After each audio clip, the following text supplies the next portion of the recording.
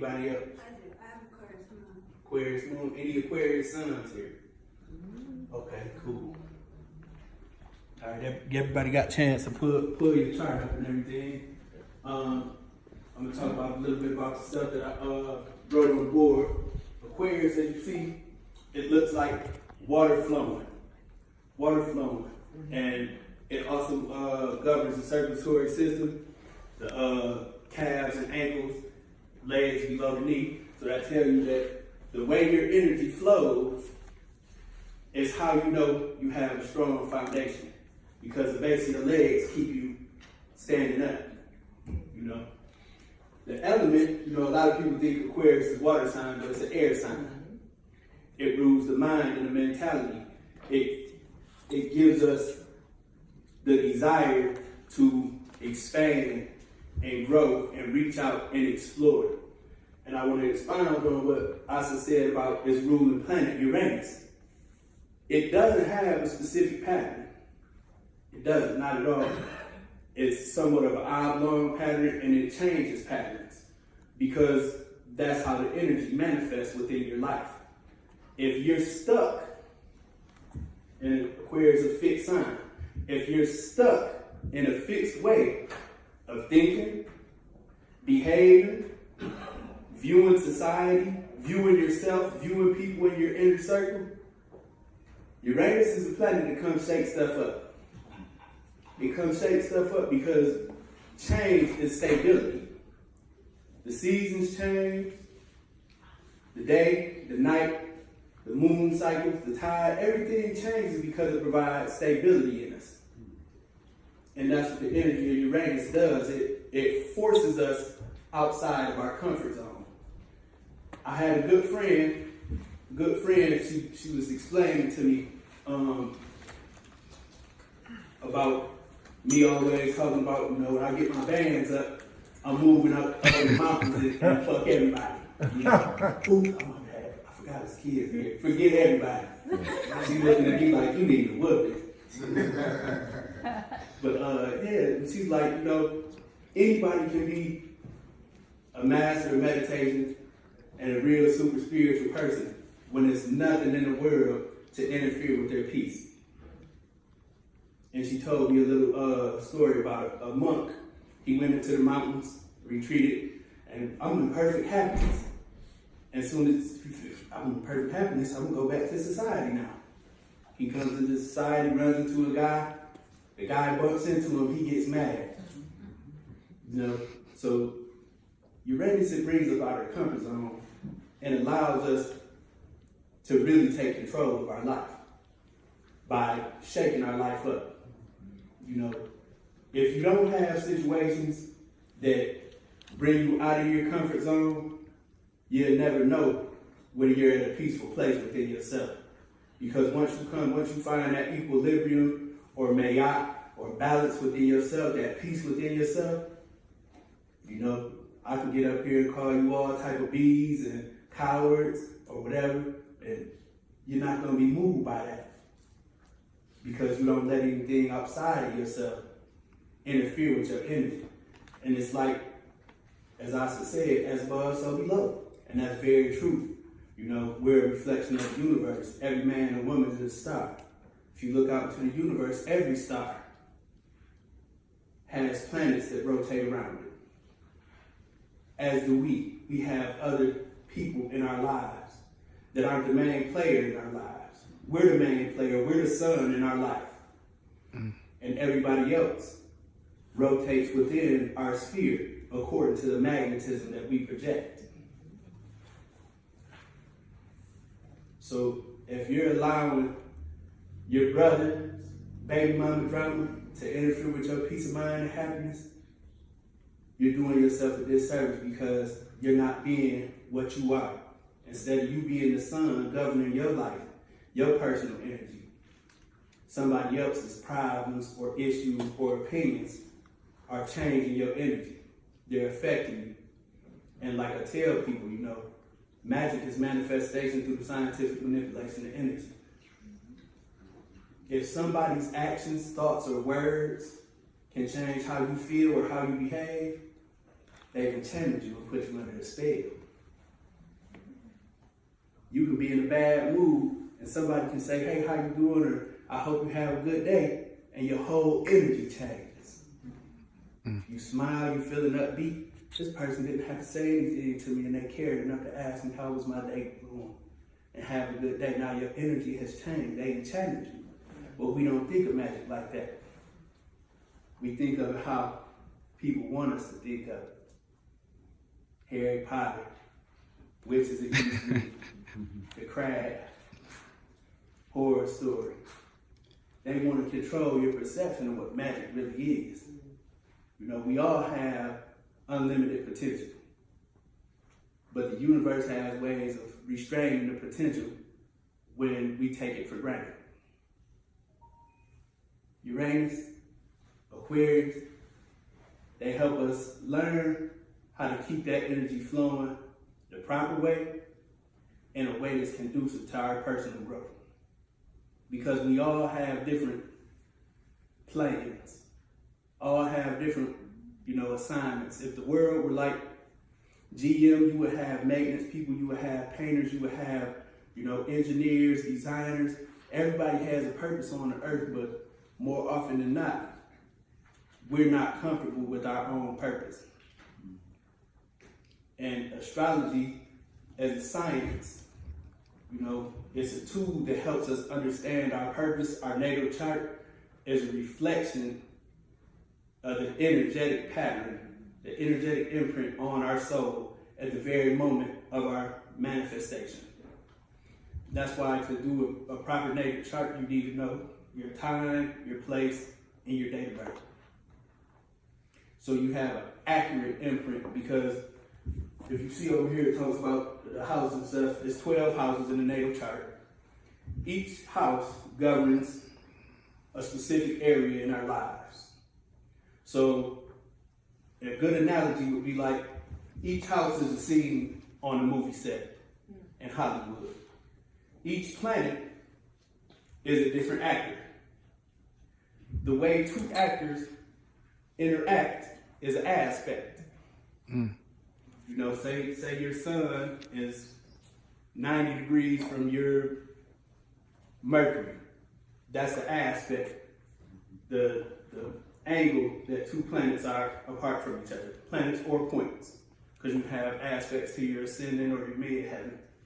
So the aspects tell you how two characters in a movie interact. The planets are the characters. Your sun is your main character. The rising sign tells how the other actors in the movie and people that are watching the movie view the main character. Does that make sense? The moon represents the subconscious drive. The conscious projection of the self is the sun, the main character, how he projects himself to the world. But the moon tells what driving force is moving him to project himself in that way. Everybody grasping that? Yes. Any questions so far? Okay. So, as you see over here, it has two rulers for Aquarius. Saturn is the ancient ruler. Uranus is the modern day ruler. In the past, as Saturn ruled, Capricorn is about building a structure. Saturn in Aquarius is about delegating what was structured out. If you structure everybody's role, Uranus is providing the energy to move out those instructions. For Saturn ruling Aquarius, how the energy that you dedicate to each part of your life flows. Uranus, though, is, okay, we got this energy, it's organized and structured, but it's not working for you to be the manager over here. So I'm going to move you out of this management position into this busboy position and put this busboy in the manager position, because it's going to work better for you in the end. It's going to make the movie turn out better in the end. Any questions on Aquarius, Saturn, Uranus, how that energy works? Rising sign, sun sign, moon sign. Any questions? I have a question. Yes, ma'am. When did it change from Saturn to Uranus? Like It didn't change per se, but with the invention of telescopes in the 30s that could see long range, and as these planets were discovered by science, it brought about different changes in the way the world works. Like a primary example is Pluto was discovered by science in the 20s and 30s. Pluto represents the upheaval of order. It represents the underworld. It represents illegal activities, psychology, transformation. When they discovered Pluto, the mafia hit big. Organized crime, prostitution, jazz. Jazz shook up the whole musical scene. The Great Depression hit around the time Pluto was discovered. People start World War I. World War I took off and shook up the whole world view and the structure of the world, and how, and during World War I, a lot of European monarchies fell. A lot of power was transferred to people and so-called democratic government systems. Pluto shook up the world when it came. Uranus, because like Asa was explaining, it has a oblong trajectory. It was discovered after Pluto. So, and it used to be called Herschel or something like that, behind the scientists that found it. But it brought a lot of spontaneous changes. It brought about innovation, because Aquarius is about innovative, inventiveness, more people bringing about a more utopian, universal society and things like that, such as United Nations, Leagues of Nations, and stuff like that. That's the type of energy that Aquarius and Uranus project. It's a desire for individuality, but inclusive individuality. We all can be different people with different roles and different beliefs, but we're all one unit. We're all humanity. That's the Aquarian energy. A strong foundation where people know their role as individuals, but understand that we have to function as a society and as a whole in order for everybody to make it. And I think that's where Asa was talking about how we're transitioning from one form of energy into another, flowing into a different, system of energy from Pisces to Aquarius. That makes sense? Right, but not from Capricorn to Aquarius? I don't know why you keep saying Pisces. The astrological ages, they're about roughly 12.6 or 7,000 years apiece. And instead of them going forward, they go backwards. I didn't know that. Okay. You said 12, I thought it was 2165 years. It might be. Look it up to be exact. I don't mind being 2,160 times 12. What was yeah. it? What you said? Yeah. So because I thought a great year was 128,000 or something like that. It's four of those 20, for example, in Islam, they measure the celestial activity and plan out things 25,000 years ahead of time using that particular sequence. Yeah. So they use a year for every that's their booklet or whatever for advancement. But as far as the time, it's just times 12. Okay. Each one is 2,160 years, approximately, for every age. Yeah. Huh? Okay. But Supreme Wisdom book by Elijah Muhammad. But each the astrological ages go in reverse order. So they traverse from Pisces to Aquarius. So the next one would be Capricorn, according to how they say it works. But I ain't been around 100,000 years, so I can't. I ain't been here to see it, so I can't say exact. How you doing, brother? Good. You're welcome. Who got the chart that's got the Aquarius? We gonna get to everybody. Oh, the paper or the phone? It don't matter. We gonna get to everybody.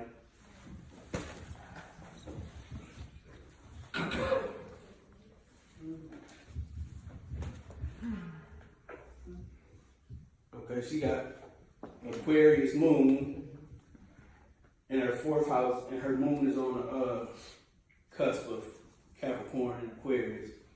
So the moon in the 4th house being in Aquarius, it has to do with your endings, but also your foundations, because the 4th house is the core of our values, our foundations, you know. And with it being at 0 degrees Aquarius, this life you're learning that everything doesn't have to be your way. Everything doesn't have to be your way, and you can integrate things that you learn from different people and share knowledge with different people. You know, you have a subconscious drive to expand and grow and circulate knowledge and information to create a stronger root system for yourself. You know, so don't think that, you know, things not going your way inhibits you from growing or having a strong structure, because you have a subconscious drive. And even though I think you're a Leo, right? Even though you have that me first conscious personification, my way or the highway, Leo, the losers and grandeur mentality, you know, your subconscious drive is for you to learn to be more inclusive. To be more inclusive in the foundation and the structure that you put in your life. And because it's the moon, it also governs how you nurture. You can't always be about, you know, this who I F with and F everybody else. Okay? You know, you have to allow that energy to circulate, because as the energy circulates, you expand your horizons and you create room for growth. And as you know, the wider I told you the Aquarius rules your footing, your foundation, you know, your ankles, your support system. The wider your support system is, the stronger your house is. Next. Go ahead, Cookie.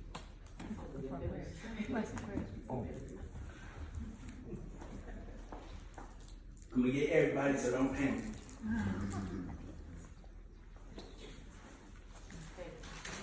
You're welcome, you're welcome.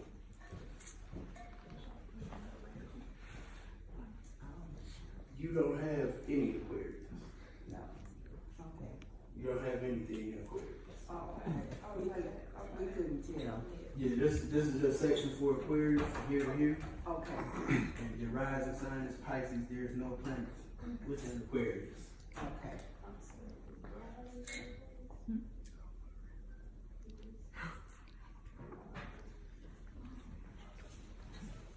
Not your sun, your moon, or your rising sign. Your rising sign over here. Okay. She loaded up. She loaded up. She has the moon in Aquarius in the 12th house. Now, the 12th house, that's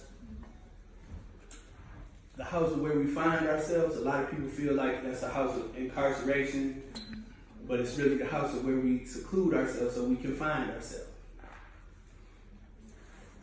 With Aquarius being on the 12th, you don't have the luxury of secluding yourself.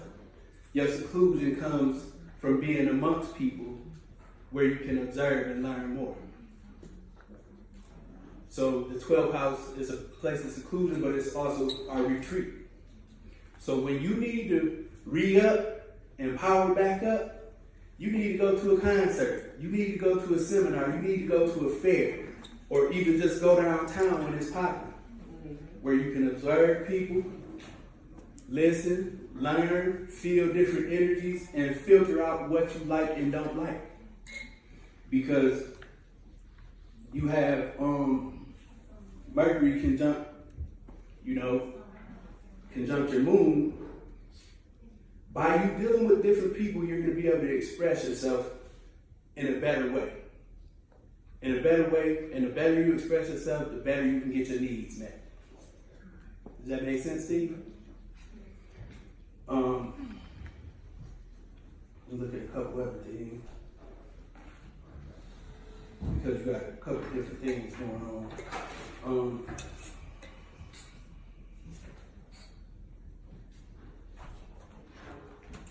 That's interesting that I want to talk about that may help you. The square that you have from Pluto to your moon, it makes transition and transformation kind of rough for you. Pluto is a karmic planet, and so is the North Node. The node is a planetoid, but it's a point in your chart that rules your energy from this incarnation and your last incarnation. And because those make kind of rough aspects to your moon, you have a tendency to overanalyze your feelings and overanalyze what you say. So a lot of times you don't get to voice what you want to voice because you're trying to make it perfect. If you wait forever to have your thoughts perfect or what you want to say perfect, you're never going to have opportunity to speak. You get what I'm saying? So your project is start using your voice. When you're mad, say you're mad. Because you got Mars and Pisces in your 12th house, conjunct your moon and your Mercury, so you ain't expressing yourself the way you need to express yourself. And what that causes is autoimmune diseases. When you hold in those negative emotions and toxic emotions and self-defeating thoughts, you hold that in. Thoughts are energy, they're vibration. Those vibrations start to resonate within your cells. And because it's connected to the moon, that's connected to your ability to nurture. A woman's natural nurturing ability comes in her breast. So you're putting yourself at risk for breast cancer. By not expressing yourself, not communicating. You can't be perfect for nobody. You gotta be perfect for yourself. Your chart, your birth, the way you are as a person is perfect for you. So if somebody else can't accommodate you so that your needs can be met also, you need to learn to say F you and keep it moving. Because someone who values you will make changes in order to make sure that y'all are both comfortable in our relationship. Whether it's a friendship, a parent-child thing, or business partner, whatever. They will accommodate you to make sure y'all both are equally reciprocating that energy and get y'all needs met. Next.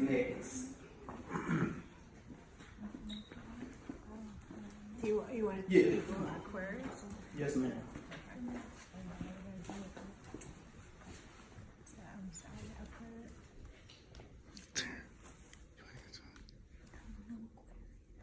You don't got nothing in Aquarius. Okay. We got the moon in Aquarius in the 11th house. 11th house is the house of hopes, wishes, friends, socialization, which tells me that your underlying motivation is unity.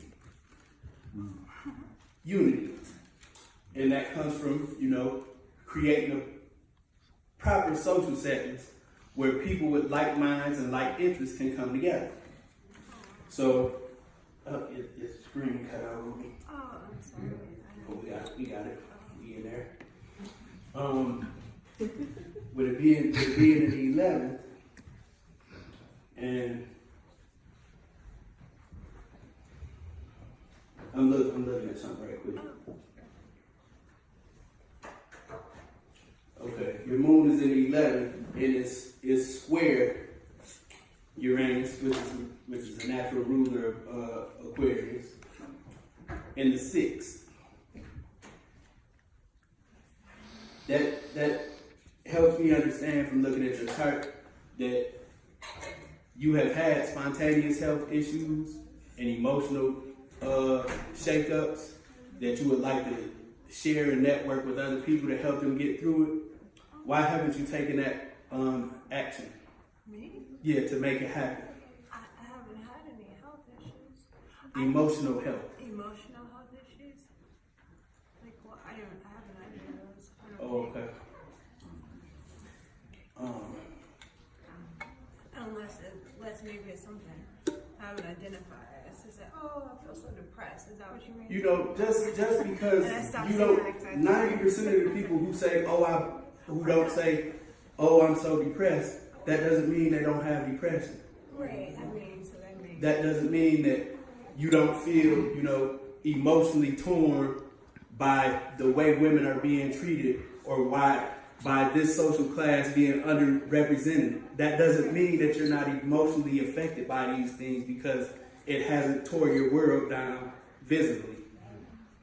But you can be emotionally affected by a situation because you have to go into work every day and dedicate 8 hours in your job and be around people who intentionally mistreat you based on their perception of how you look and what your people are.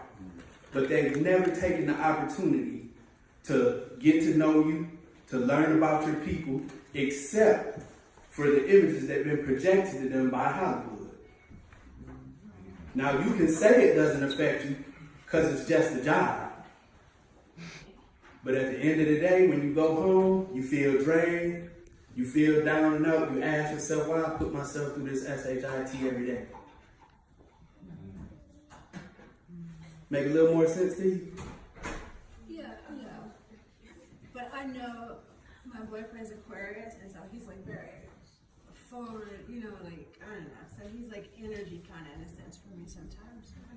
And it's cool if you feed off somebody else's energy and everything. Yeah. But at the same time, you're your own sun. Remember how I explained that, you're the sun in your solar system? Right. That's why I was reading that because it said for Taurus rising that I would tend to do that maybe sometimes. So I was reading that whole thing since I went down, and I'm like, you know what? That's something to look at. So I think it's a good thing to look at. So. Yeah, especially because you have all these planets in your 6th house, which is your house of work and your house of servitude. A lot of the factors and challenges in your life come from your work environment. And the 6th house rules your health too, so your work environment directly affects your health, whether you choose to acknowledge it publicly or not. Right. Okay. Yeah. And I'll leave that at that. Okay. I will say quickly, I work with places where there are a lot of maybe Arab women, and so sometimes I feel like, as a dark skin, I just feel like they have their own cliques, and so maybe that's it. I don't know, but thank you. Yes, ma'am.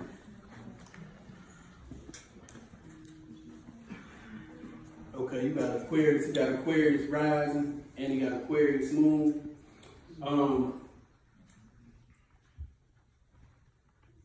With Aquarius rising, like I said, the rising sign, it governs how the people that are viewing our movie perceive us. And people see you as a good person. You'll help people if you can.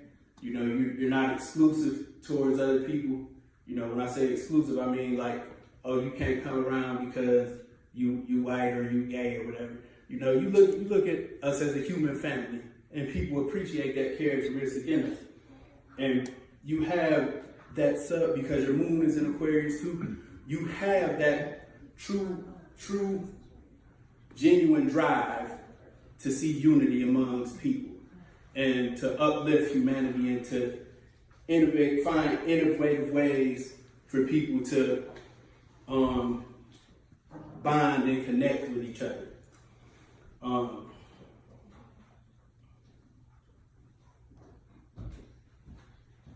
Trying to blow this up right quick.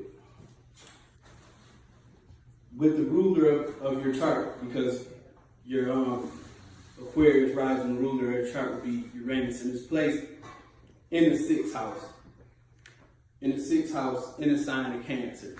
Again, the 6th house is the house of work and servitude, how we serve our community, how we serve others around us. And Cancer has to do with nurturing. In order for you to, make your mark in the world with your present energy, it's important that you're able to take care of people and make people feel loved and welcome, no matter what background or demographic that they're from. And this helps you feel fulfilled within yourself. You got any questions on that? Next. Hold on. Let me get around here. What's going on, bro? You got Aquarius? Okay. I'm gonna walk up here. Okay.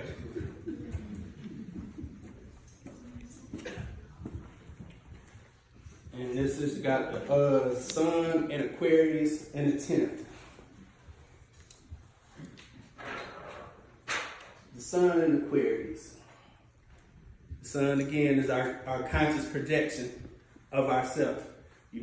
Where we take the main stage at.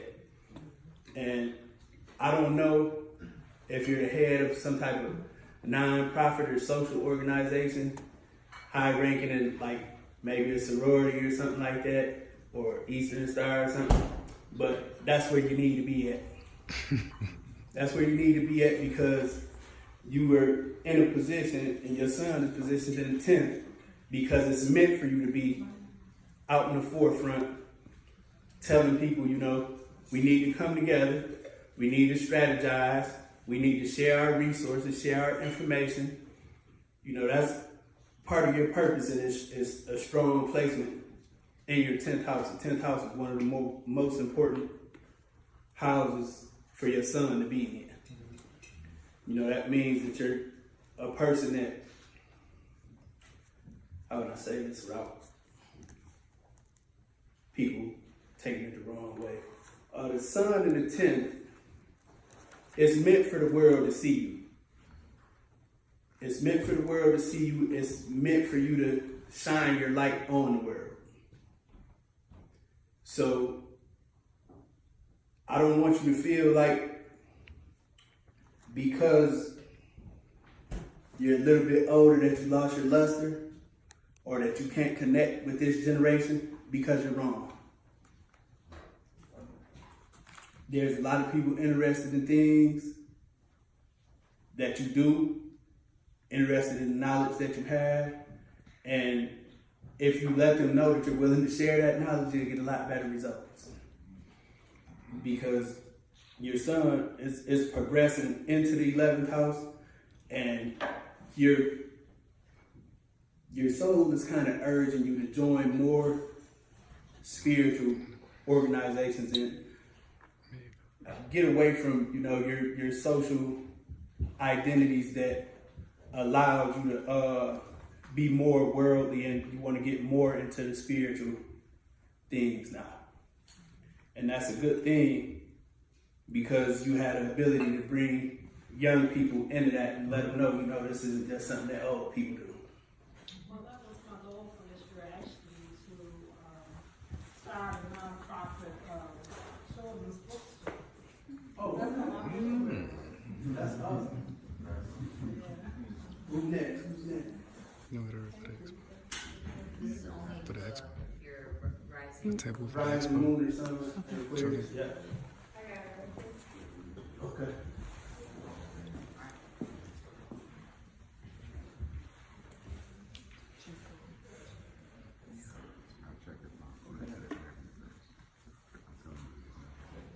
Okay, so you got Aquarius rising, and your chart ruler is in Sagittarius in the 10th. It's important that I'm gonna go over here with your phone. I ain't going nowhere too far. With the ruler of your chart, the rising sign planet, your rising sign is in Uranus. The ruler of Uranus the rising sign is in Aquarius, excuse me. The ruler of your rising sign Aquarius is Sagittarius in your 10th house. You another person, your sun isn't in the 10th, but the ruler of your rising sign, which is the ruler of your whole chart, is in the 10th. So it's important for you also to spread a message of diversity. Not just diversity in learning, but cultural diversity, because Sagittarius is the sign that governs foreign lands.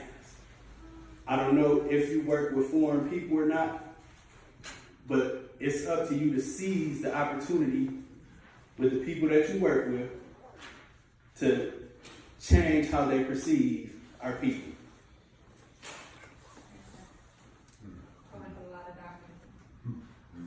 And okay. They only see sickness, not really. They only see, not only, but the majority of the cases that come in, drunks, people on opioids, homelessness, so they don't have a true clear picture of who we are. Use your position and your influence with those people to change the way that they perceive and receive energy from us. That's your purpose.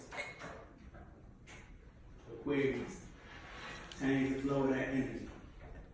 It's your responsibility. We're gonna hold you to it as a community. Yes, ma'am. Yeah, I was here a couple weeks ago and you read mine. Does it change? How often? Your natal chart don't change. Okay, so everything that you said a couple weeks to me. Yeah, your natal chart doesn't change, but the planets rotate through it because the natal chart is a reflection of your soul's energy at the time you were born. What I did last week, I was telling you guys about the eclipse placement in your chart. That affects you, that energy affects you over a 6-month period of time. I see. Okay. I'll be back on that side in 1 minute. Mine was in Uranus. You got Uranus in the first.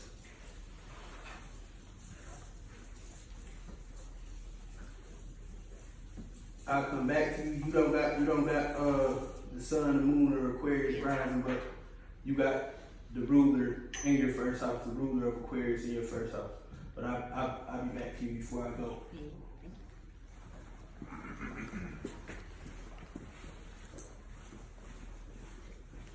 How you doing?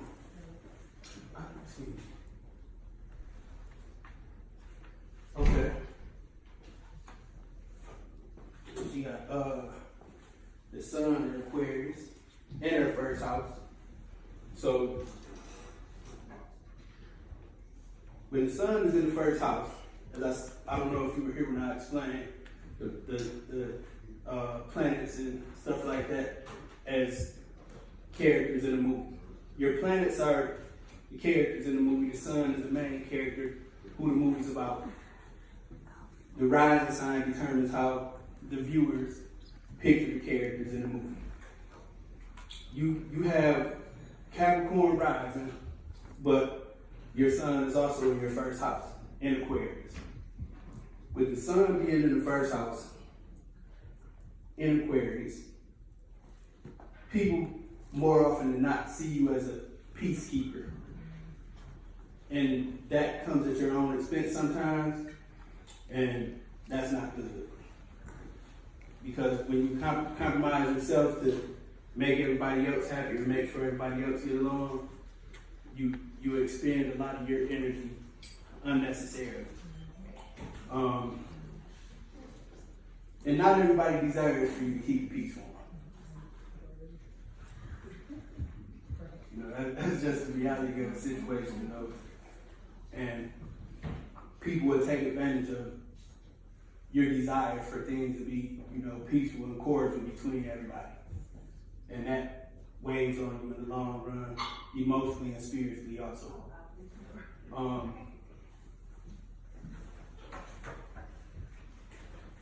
Again, with the sun in the first house, you don't really get the benefit of people getting to know you, and that's not cool.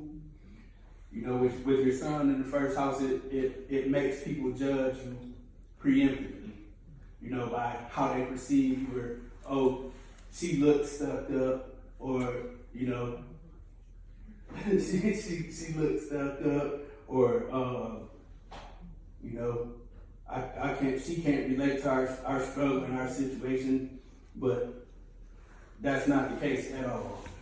Looking at your chart, you know, and I don't be trying to go deep in everybody's chart or tell everybody's business or nothing like that. Just know and understand that the friends that you thought you lost, they weren't your friend anyway. Most of your best friendships are going to come from people that you meet offhand with no intention of meeting.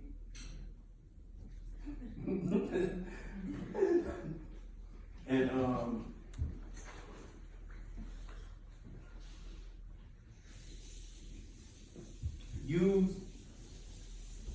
when you do go out in public and you're shining and you're expanding your energy, don't withhold your opinion to please other people, because you do yourself a disservice and you do your genuine friends a disservice.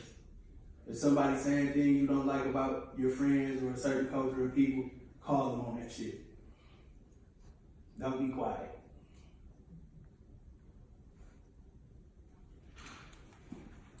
I'm not gonna say nothing else. It's not just about telling you, you know, you need to talk about people's stuff, and then, you know, that might be some stuff that they didn't want nobody else to know. Anybody else? Thank you. I have a question. One second. Okay.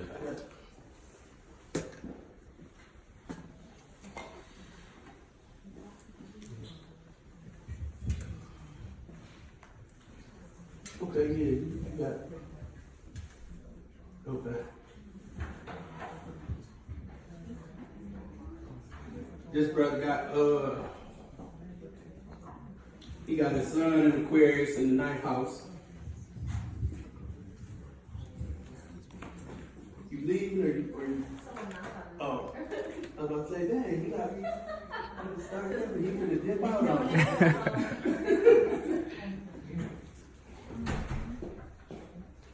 With the sun in the 9th in Aquarius, it's important that you expand your horizons. You know, you have a natural desire to learn more, especially when it comes to technology and ways that you could be more innovative and inventive. This is what I'm gonna tell you. This is what I'm gonna tell you, bro.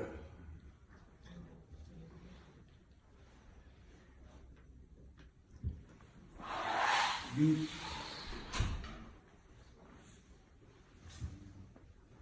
concentrate, you know, your inventive studies and your innovations around health and sustainability. And you're gonna find that you make it where you want to make it. That's all I'm gonna tell you. You're gonna make it where you want to make it.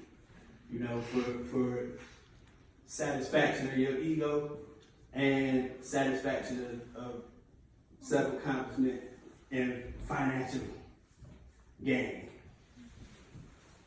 We'll be back to you after the thing over. I'll talk to you. Yeah, you good though. You good. Don't stop what you're doing. Anybody else? Oh.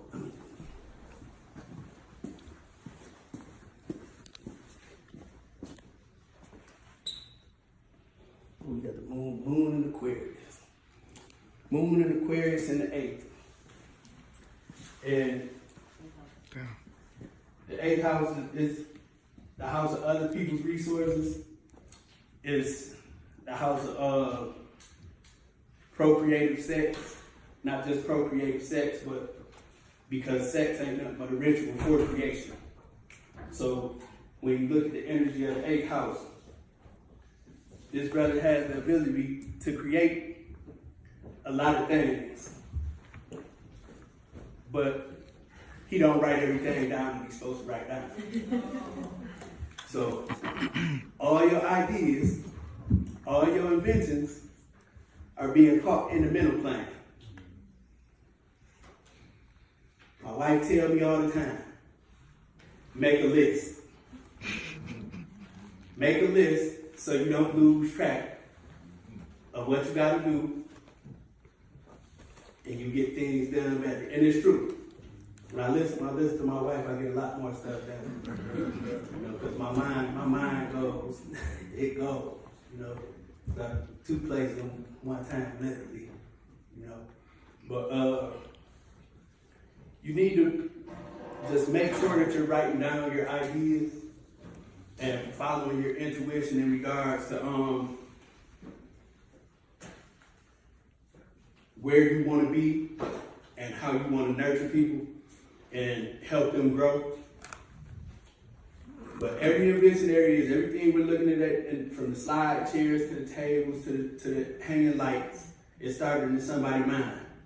The difference between that and your situation is they wrote that shit down, they drew out a blueprint, and then they start putting it together, making it happen.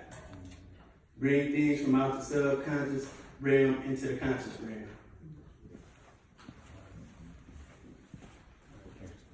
And stop worrying about things that are in the past. The dead is dead. They can do more for you than you can do for them, so don't worry about them. Next, everybody who had a placement got their stuff read? Questions? I had a question. You were speaking about writing. I have a book that I started writing, but I haven't finished it. So, should I finish it? Why are you asking me? Do I need to affirm for you that okay, if that's what it has to be, then that's what it has to be.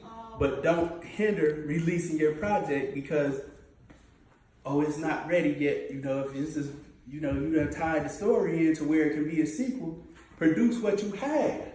Produce what you have, build up your audience, and then drop back with the sequel. Because if you got two books that are $14.99, it's going to make more than one that's worth $14.99. I have a question. Yes, ma'am. Does this website or the other ones, do they like incorporate the year you were born to like Chinese astrology as well? Do you view that as like all the same kind of complete picture? No. Chinese astrology is based on a lunar calendar. Okay. A lunar calendar. I'm not an adept at Chinese astrology. I know so-called Western astrology, but it's not Western astrology. They call it that because it was taught to the people of Europe by the Arabs and the Romans, but it's from Egypt. It's from Egypt. If you read the first astrology books, it's I think it's called the Tetra Bibles by one of the Platomies. That was the first Western introduction to astrology. Yes, sir. Tetra Biblios? Yeah, Tetra Biblios, absolutely. Yes, ma'am. What is the sidereal chart or like? A sun-based chart where the sun is at the center, but you're not on the sun, so it don't make no sense to do a sidereal chart. If you were living on the sun, that would make perfect sense.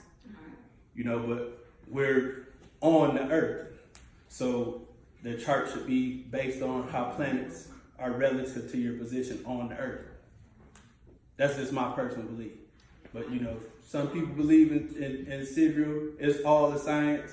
But if you're on earth, you should base your stuff on the earth, in my opinion.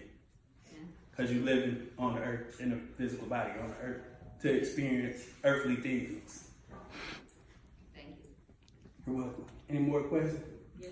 Well, there's some indecision about the birth time because, a midwife or whoever brought the child to birth may have not written it down in a timely manner or recorded it.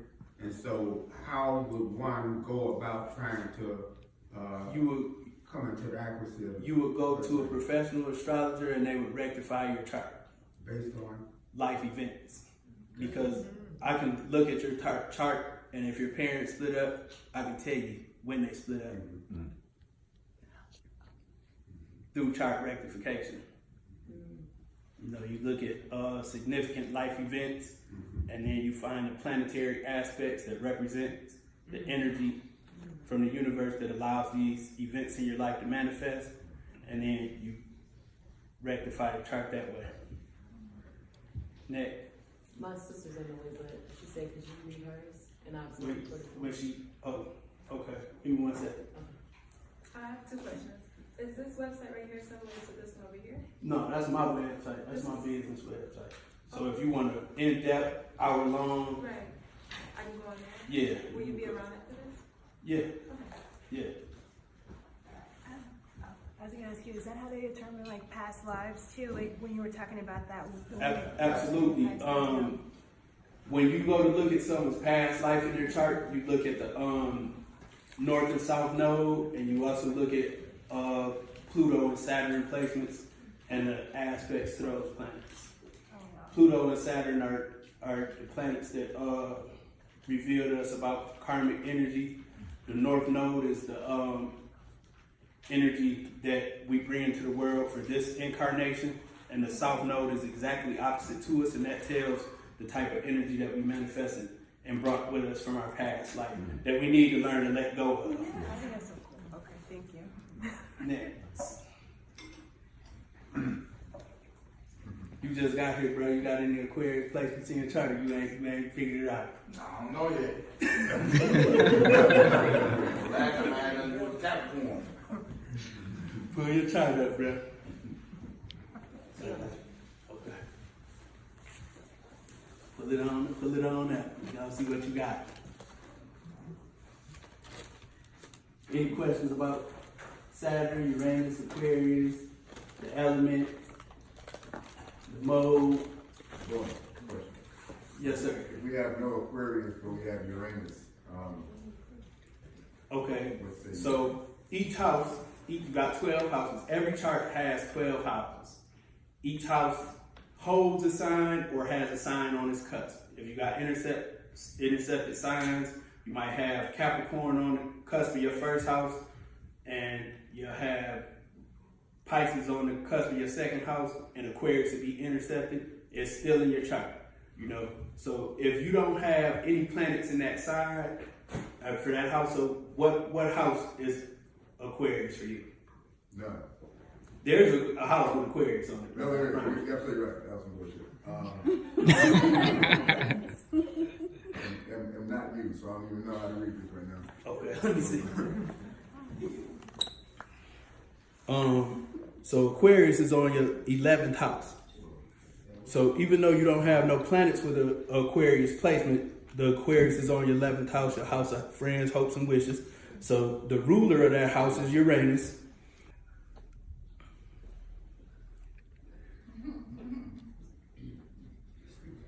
And that a lot of your friends, a lot of your friendships, you know, sometimes end in conflict spontaneously because people do things that are sneaky and think you don't know. Oh. Yeah.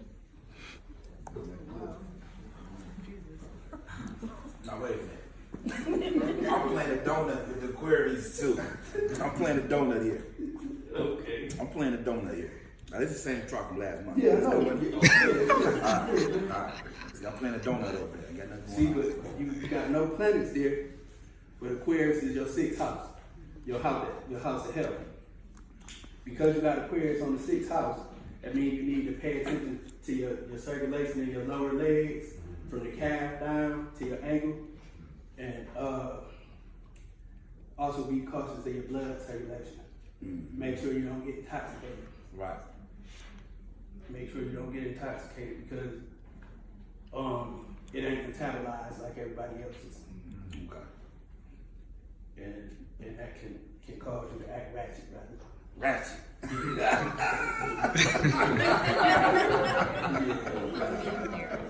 Yeah.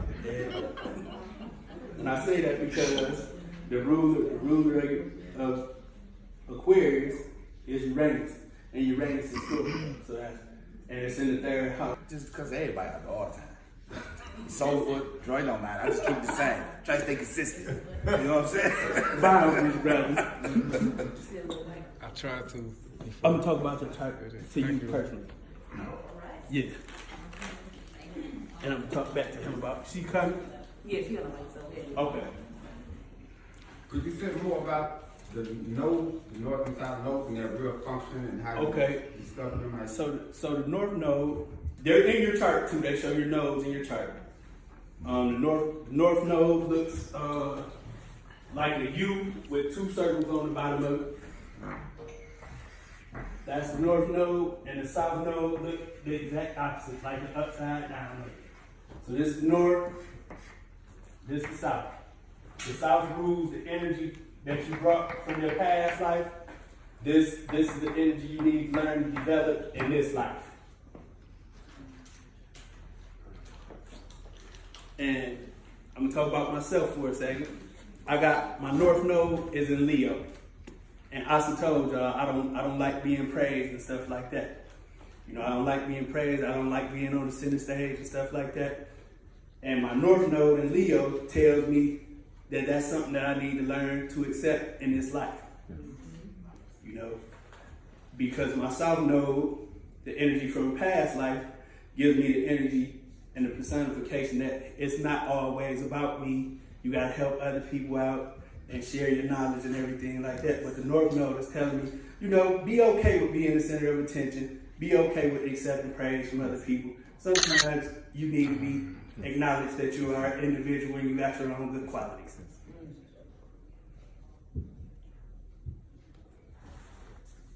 Yes, ma'am. I'm confused on the north node and the south node. Huh? Can you explain the north node and the south node? Yeah.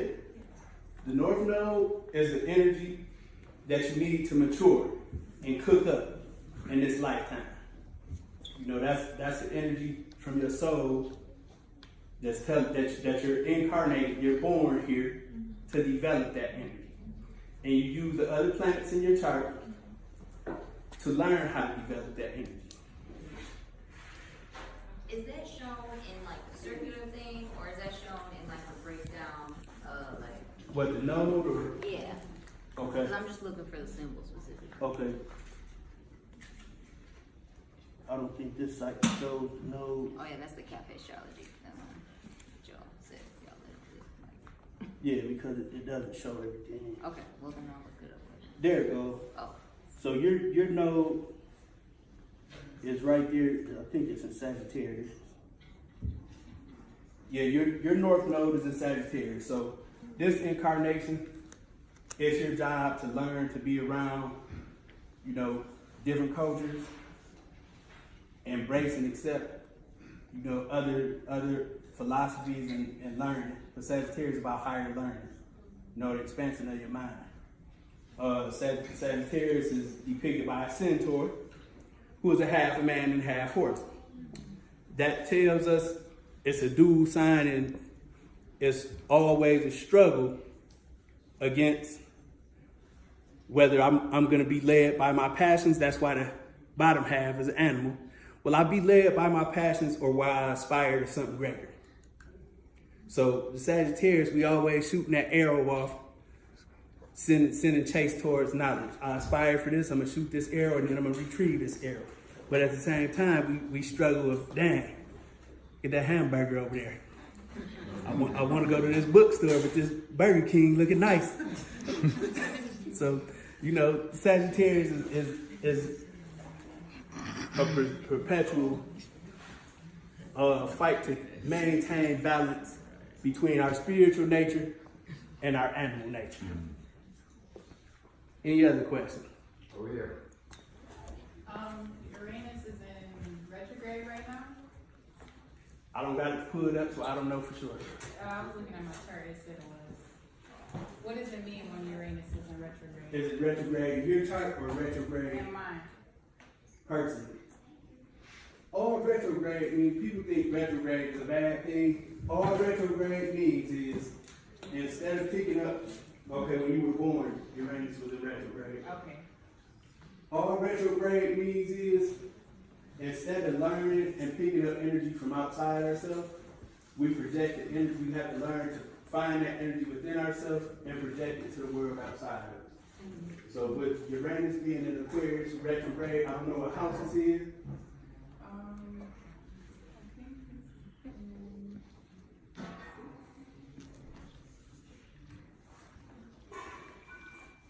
Yeah, in your sixth. So no, that's in your fifth. You got Uranus in your fifth. So this, and it's in a house that's ruled by Capricorn. So that's about, the fifth house, it rules children, it rules creativity, it rules gambling, it rules spontaneous luck. So with Uranus being retrograde in the fifth, that kind of tells you that you need to listen to your intuition when it comes to the people that you deal with or the people you may want to deal with, instead of allowing your social circle to dictate your romantic relationships and your creative projection of yourself. So if you want to rock a ball head, rock a ball head. If you want to play Nintendo, Mario Kart, instead of going out to the club, I'm at this mug playing Mario Kart, and that's what it is. You understand what I'm saying? You have to, allow your energy to come from self and draw it from yourself instead of being influenced by exterior stuff all the time. Retrograde means, it means literally traveling backwards, but in a spiritual sense, it's traveling from within, bringing something from within, projecting it without. Instead of, like I said, the characters in the movie, instead of paying attention to what this actor is doing and how they're manifesting that energy. If you see a character like a mime, they don't talk. Or if you're playing, what's that game that you always trying to figure out what somebody's trying to say? Charades. Right. Retrograde is like playing charades and watching a mime. You use your intuition and your inner knowledge to understand how that planet's energy is manifested, instead of gaining knowledge from outside of yourself. And you work with that innerly. Does that make sense to you? Okay. Thank you. You're welcome. Next. Yes, ma'am. Yeah, when I just needed to understand, as I'm reading it myself, that there was commentary, a narrative for each of the rising signs, and it did, the preamble of this did talk about that it could be contradictory. So when I see Capricorn, I'm a Sagittarian, and so would I look only at what the comments are about Sagittarius? No, you read your chart as a whole, because even though your sun is in Sagittarius, your moon is still in Capricorn. Your Mercury is still has a planetary placement, a sign placement, and a house placement. The planets in your chart are all over your chart and in various signs. Okay. So all of this would be relevant. Yeah, all of that your whole chart is relevant to you. Gotcha. Okay. Thank you. What we do here, we just reflect on certain segments of you guys' charts that's relevant to the current astrological sign. And then if it's more time beyond that, I answer people's questions and look at different stuff in the charts. Okay. Yes, ma'am. I don't have a very well in mind, but I want to know what a house is in. Okay. You have Aquarius, part of this is your 10th house right here. That's in Capricorn, so Aquarius is in your 11th house. Because there is no planet in Aquarius, you look to the planetary ruler, which is Uranus, and that's in Sagittarius, in your 9th house. So that's how you would manifest your 11th house energy through the 9th house. And because it's in Sagittarius, you would do better around, people that are well-learned, college students, and foreign people. Nice. I wanted to ask you this because I wanted my mom to be able to understand. The way I understood it, the chart, it's like, okay, when you were born, the sun, I'm a Virgo, it was in Virgo. Right. And the moon is literally in the constellation Aquarius. Is that Yes, what it ma'am. is? Okay. Exactly. So that's what I was explaining. Sorry, I just wanted to make sure I understood. Yeah, absolutely. You got any Aquarius in here? No, Aquarius, but I got a question. So that's north, right? Yeah, that's the north node in Pisces. That's the same from south? No, the south node doesn't show up, but your south node is going to be in Virgo. It's in the exact opposite degree and sign of your north node. That's Pluto. That's Pluto. But you know, your incarnation, this life is about being less worldly and more spiritual. Pisces is a spiritual sign. Anybody else? Anybody else? I got like 2 more. Come on with it. Alright. I was looking at other people's charts. I got a lot of empty houses, even though you saying that they fall in line with something else, but I got a lot of empty spots in my joint. I've been seeing other people's joints like popping. Okay, and that just means that they have more emphasis in those areas. Your emphasis in your chart is in these first 4 houses. But I'm Virgo. I understand. Oh, okay. Your sun is in Virgo. Yeah. Your rising sign is Leo, though. Right. So people see you as somebody who shines and stunts in a major place. Right. You know, that's how you perceive. But you know, these first 4 houses are called our personal houses. You know, your energy of the planets in this lifetime are for you to work on yourself. Right. You see all these planets loaded up in your second house? Right. And they all in Libra. You know, the second house is your house of values and self-worth. Okay. You know, so And this is telling you with all these planets in your second house and in Libra, you have to balance out, you know, your self-worth and your value based on these energies. You know, you got Mercury there, Venus, Mars, and Pluto. You know, Pluto in a second, you'll never be without money. right. Licks come like retarded. Right. You know, but you know, Mars here and Venus, and they're all within 4 degrees of each other, and Mercury. You know, you need to, with a concentration of energy like that, it's telling you that you need to take time to see the beauty in life too. You know, life is good, life is bad.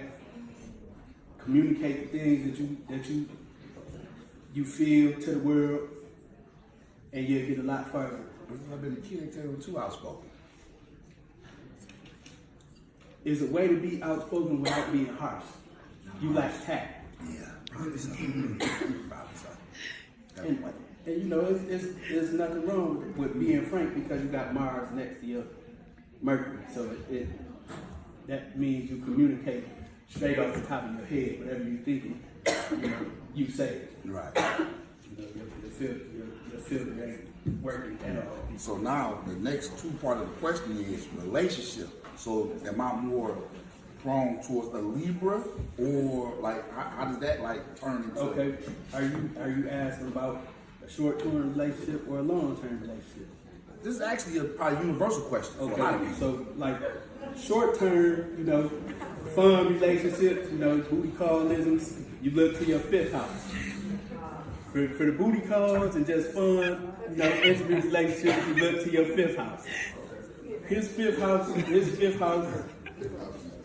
in Sagittarius. So this dude right here, you know, he like Arab girls, he like Spanish girls, he like Chinese girls, everything that's exotic and foreign, one-legged girls. He with it.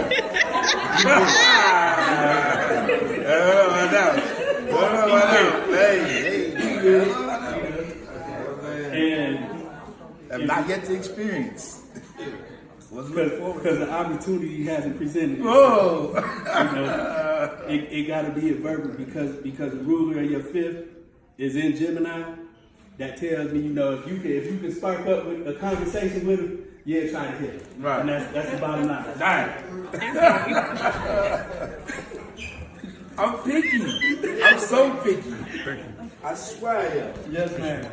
Look at my chart. I don't Yeah. have any Aquarius in mine either, but I do have Uranus. But you do have Aquarius. You got Aquarius on your 7th house cusp. Oh. So the ruler of your 7th house is in your 5th house in Sagittarius. So even though you don't have a planet in Aquarius for the sun or moon or nothing like that, your 7th house is also a very important house because it's opposite your 1st house. Your 1st house is about self and how the world sees you. Your physical outside appearance and how the world sees you. The 7th, it rules our partnerships, intimate connections, long-term relationships, and stuff like that. Okay. So with Uranus on the 7th and the ruler being in the 5th, that's a depiction of, the person that you marry will be somebody that either looks younger than you or that is younger than you. And probably somebody that has a great deal of education and is very creative. So it might be a music student or something like that. I already did that. Tell me something I don't know. How did I know? I don't know you from Adam. Yeah, right. I got a question. Yes, sir. Okay, now Maria's, hers, she has numbers on hers, but mine doesn't show. It all depends on your chart service. Each one of these little nicks represents a number. So your rising sign is like 14 degrees Leo. So that's the rising point. Yeah. So I count out this way. 1, 2, 3, 4, 5 Yeah. on that one. From that point. Okay. Yep, so this is 1 and this is 12. Gotcha. Thank you. And then like each one of these longer notches is 5 degrees. Okay. 5, 10, 15. I see. Okay. Got Right, so your second house would be like 9 degrees Yes. Virgo. Thank you. Thank you. Yes, ma'am. I have a question too, actually. You said short-term relationships would be 5th house. 5th house. Which house for long-term? Long term is 7th house. That's lasting partnerships and marriage. Okay. And then, So if, for instance, you have Gemini on the 7th and Mercury is in the 3rd, listen to your siblings when they try to hook you up with somebody to marry. That's if those are the placements in your chart. Okay, you say 7. Yeah. For long. Right, I'm done with you for the night. and then my other question. Oh. Go ahead. What's the way to count? Okay, the first house is right here Okay. on the right hand side, and then it goes around. So you're saying this is Counterclockwise. right here. 1. Yeah. So first, your first house is Taurus. You got Taurus rising. Second house is Gemini, et cetera, around. Next question. Oh, what you got?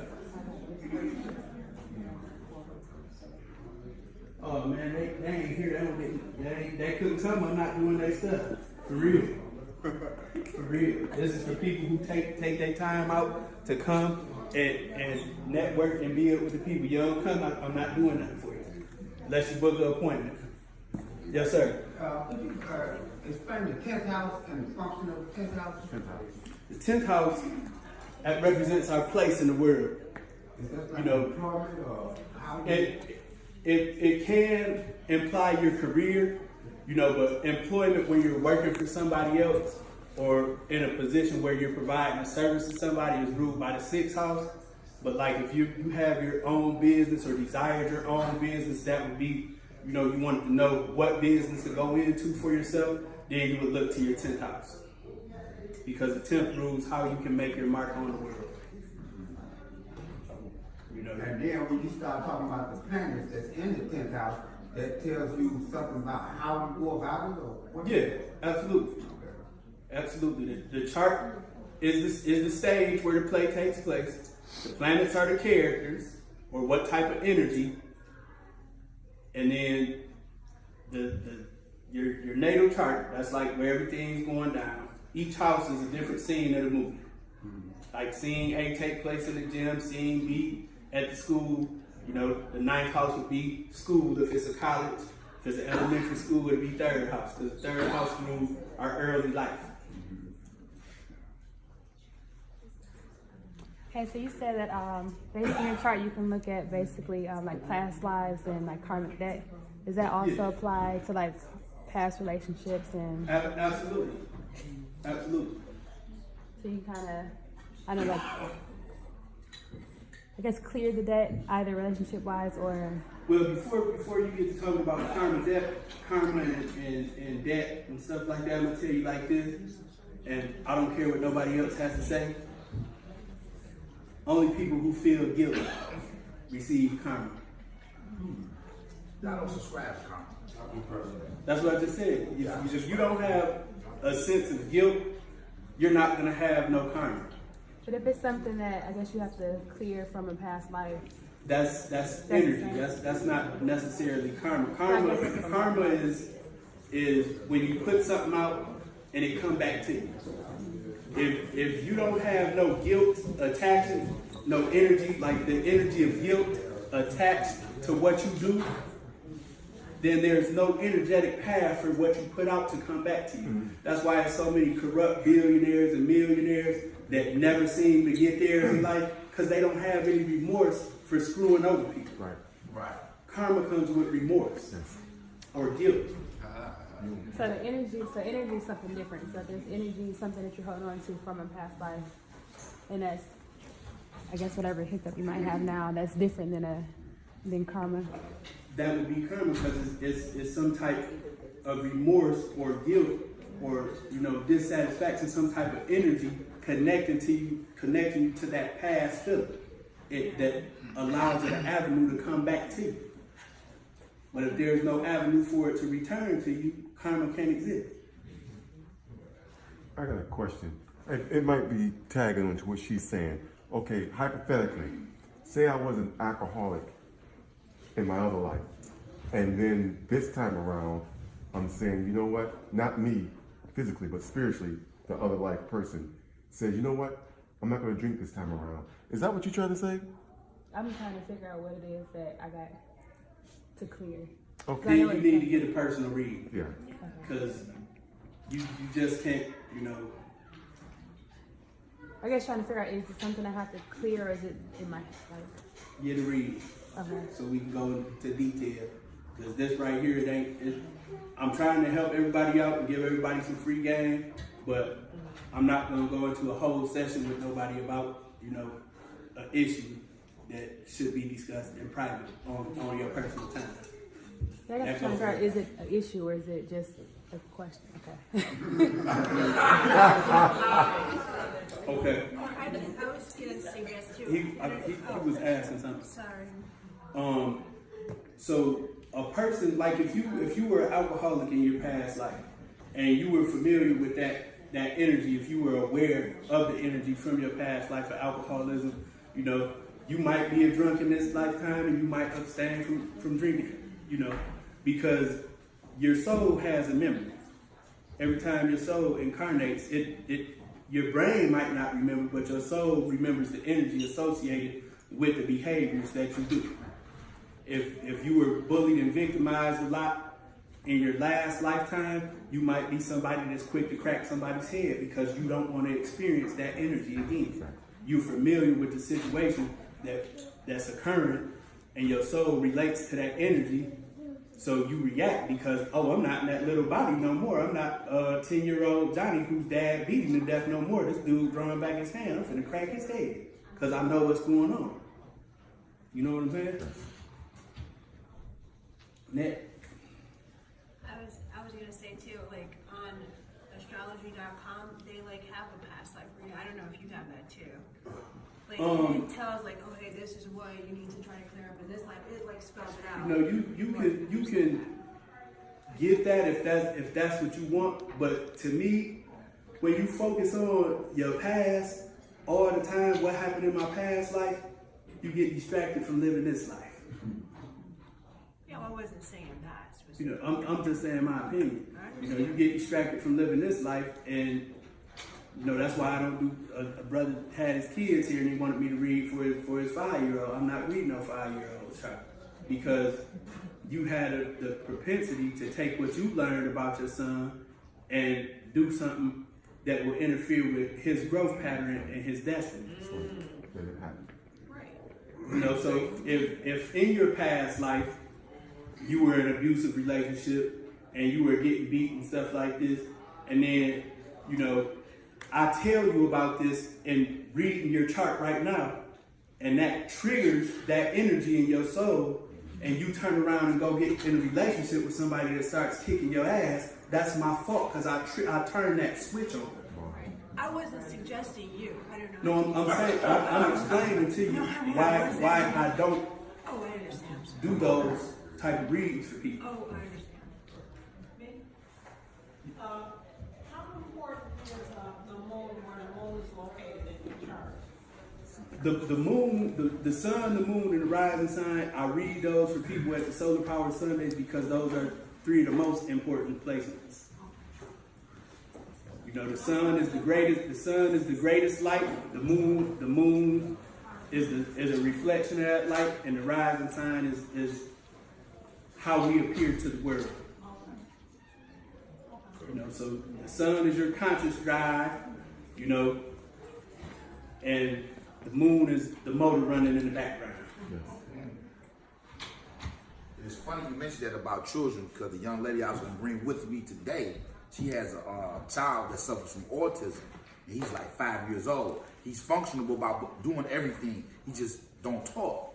And she just so wanted to come and meet you. And I say he don't really deal with children because he don't want you to alter the child's path. But she just wants something. If it's something in regards to health and healing, she can contact me on the private, or you can contact me and we'll get that popping. Okay then, all right then, I'll definitely do that then. Because she wanted more kids. Yeah, I was like, you don't really I won't do no reading for no kid, but if her kid need healing, I do healing on that kid.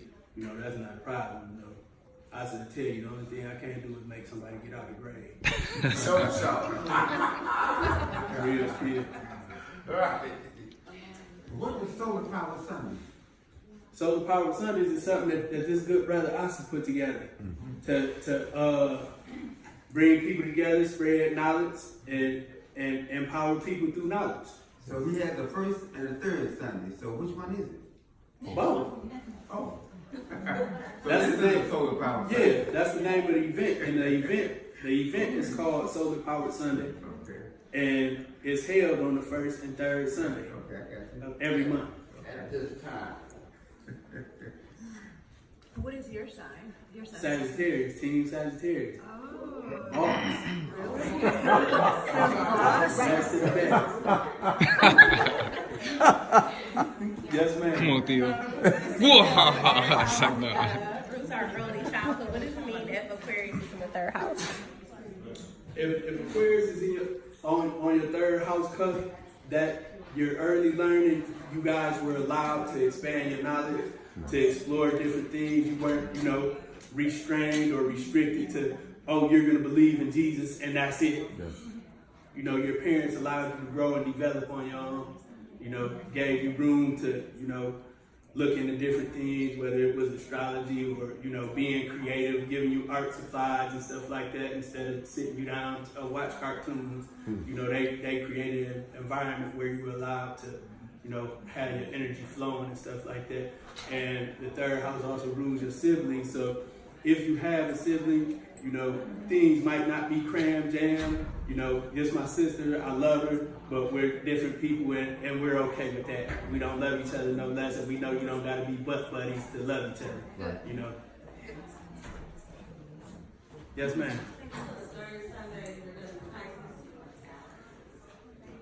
Yeah, if that's what, if the next Pisces starts February 19th, I believe. February 19th. So we might do Pisces in March. We usually do 2 Sundays in every zodiac sign. But it's only 3 weeks, and it's much short one. Oh yeah. You know what I'm saying? That's why I think that's why she asked the question. Right. But it's I'm just a conductor on the train. It's the pilot right there, Brother Asa. So the next reading will be still Aquarius. Yep. Right. So we're gonna have 3 Aquarius. Oh no, you did it a head start last time. All right, for sure. Yeah. But it's at the end of the day, it's up to the brother. So we'll get to it however he sees fit. And if it ain't no more questions, I'm gonna talk to the people that I said I was gonna talk to, and Asa gonna come up here. Yes, ma'am. So, why not cafe astrology? I don't like that I have to, it doesn't show the chart as a whole chart. You know, when it's a whole chart, the circle chart, I can see everything and where everything is at relative to each other. Okay. Because cafe astrology, it gives like a bar with the listens of the planet. Right. And I'm a visual person, so I like to be able to see the chart. You know, it makes me be able to recall information in my mind easily. Anything else from anybody? Awesome.